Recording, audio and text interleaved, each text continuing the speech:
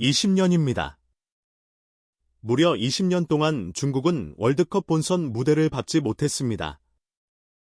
그 긴 시간 동안 수많은 변화가 있었고, 중국 축구는 매번 이번엔 다르다며 희망을 걸었습니다. 그리고 이번엔 황금 세대라 불린 17세 이하 대표팀이었습니다. 중국 축구의 미래를 짊어진다는 평가까지 받았지만, 결과는 또다시 조기 탈락. 심지어 자국 언론조차 기적은 없었다. 충격이다라고 보도했습니다.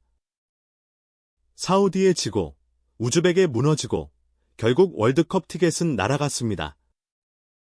그토록 자신했던 황금 세대는 왜 무너졌을까요?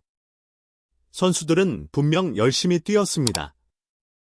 하지만 준비되지 않은 조직력, 떨어지는 체력, 바뀌지 않는 시스템이 발목을 잡았습니다. 과연 중국 축구는 무엇을 놓치고 있는 걸까요?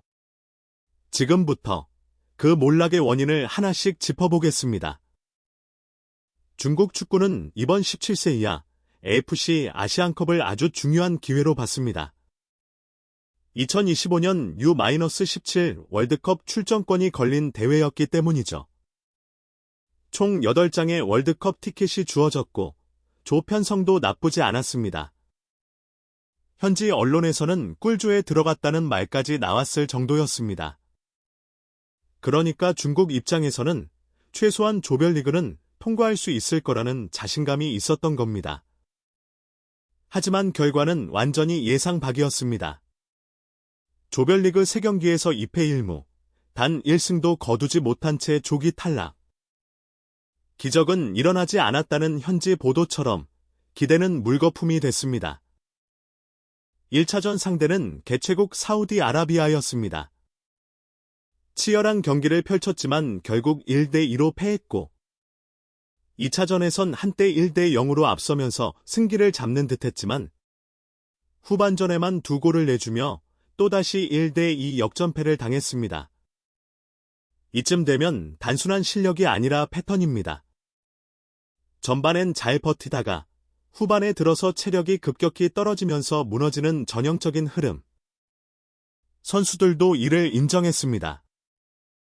중국 대표팀의 장청루이 선수는 직접 인터뷰에서 이렇게 말했습니다. 후반전엔 체력이 확실히 떨어졌다고요. 그렇다면 도대체 무엇이 문제였을까요? 중국 대표팀은 전술적 측면보다도 가장 기본적인 체력과 조직력에서 무너졌습니다. 특히 우즈베키스탄과의 경기에서는 그 문제가 더 명확하게 드러났습니다.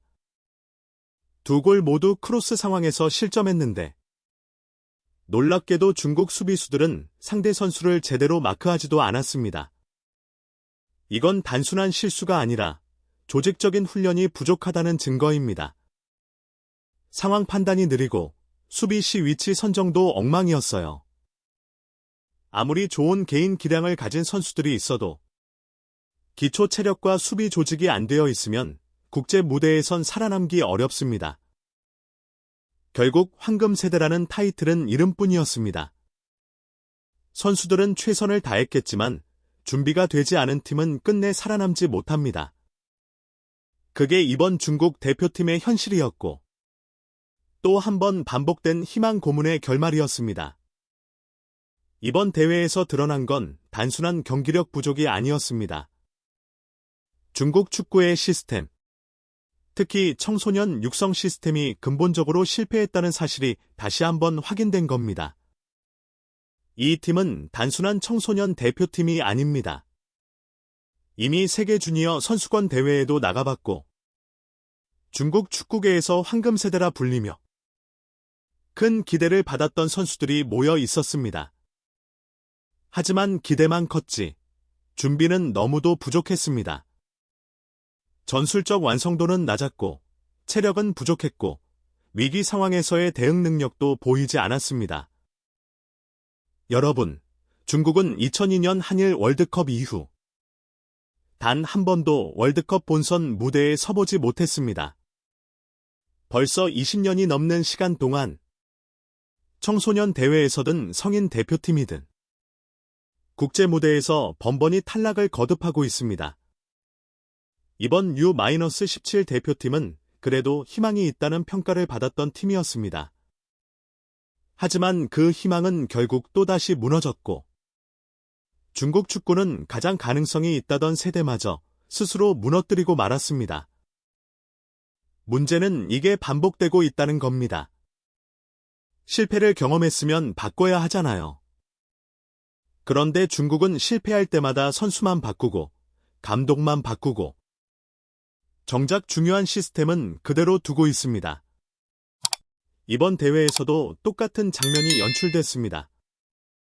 중국 축구협회 회장 송카이 직접 사우디 현지로 가서 대표팀을 응원하고 격려까지 했습니다. 하지만 결과는요. 패배였습니다. 경기를 뒤집는 전술도 없었고 분위기를 바꾸는 결정적인 힘도 없었습니다. 선수들만 탓할 수는 없습니다. 이건 명백히 시스템이 무너졌다는 신호입니다. 중국은 실패를 통해 배워야 합니다. 하지만 지금까지의 중국 축구는 실패에서 교훈을 얻기보단 희망 고문만 반복하고 있습니다. 자, 여기서 우리는 한 가지 중요한 질문을 던져야 합니다. 왜 한국은 매번 월드컵 무대에 오르고 중국은 20년 넘게 실패만 반복하는 걸까요? 정말 단순히 선수 개개인의 재능 차이일까요? 절대 그렇지 않습니다. 한국 축구가 꾸준히 살아남을 수 있었던 건 그만큼 단단한 시스템을 갖고 있었기 때문입니다. 고등학교에서부터 대학, 그리고 프로팀, 국가대표까지 선수 육성의 흐름이 끊기지 않고 연결되어 있고 어릴 때부터 다양한 국제대회를 경험하며 실전 감각을 키울 수 있는 환경이 마련돼 있습니다. 그리고 또 하나, 이제는 우리 선수들이 당당히 유럽 무대에서도 주전으로 뛰고 있다는 점. 이는 한국 축구가 글로벌 경쟁력까지 갖추고 있다는 증거입니다. 손흥민, 김민재, 이강인, 황희찬. 이들이 단지 재능이 있어서 성공한 게 아닙니다. 탄탄한 시스템에서 성장했고 국가가 선수의 해외 진출을 도왔고 어린 시절부터 경쟁과 실패를 반복하며 자연스럽게 성인 무대에 적응할 수 있었던 겁니다. 그에 비해 중국은 어떨까요? 프로리그는 돈이 넘쳐나지만 정작 그 돈이 청소년 육성이나 지도자 교육에 쓰이지 않았습니다. 청소년 팀을 맡는 코치들의 수준은 낮고 선수들은 꾸준히 훈련받기보다 갑자기 소집돼 대표팀 경기에 나가는 경우가 많습니다. 게다가 중국 슈퍼리그는 외국인 선수 의존도가 높아 자국 유망주들이 경기 감각을 쌓을 기회조차 없죠. 그러니 황금 세대라는 말은 있었지만 정작 실전 준비는 전혀 되어 있지 않았던 겁니다. 결국 시스템이 다르니까 결과도 다를 수밖에 없습니다. 우리는 축구를 계획적으로 키웠고 중국은 여전히 기대감에만 의존하고 있는 셈입니다. 그리고 이제 시선을 A대표팀으로 돌려봅시다. 중국 축구의 마지막 희망이라고 불리는 A대표팀마저 지금 절망적인 상황에 빠져 있습니다. 2026 북중미 월드컵 아시아 3차 예선. 중국은 이 조에서 현재 최하위, 단 한 경기 승리도 없습니다. 3월에 열린 두 경기에서도 연패. 그리고 오는 6월, 인도네시아와의 원정 경기. 이 경기마저 패배한다면 사실상 대륙간 플레이오프 진출도 물 건너갑니다. 신화스포츠는 4위 안에 드는 것도 낙관적이지 않다며 사실상 조기 탈락 가능성을 인정했습니다. 이쯤 되면 희망이라는 단어조차 무색할 정도죠.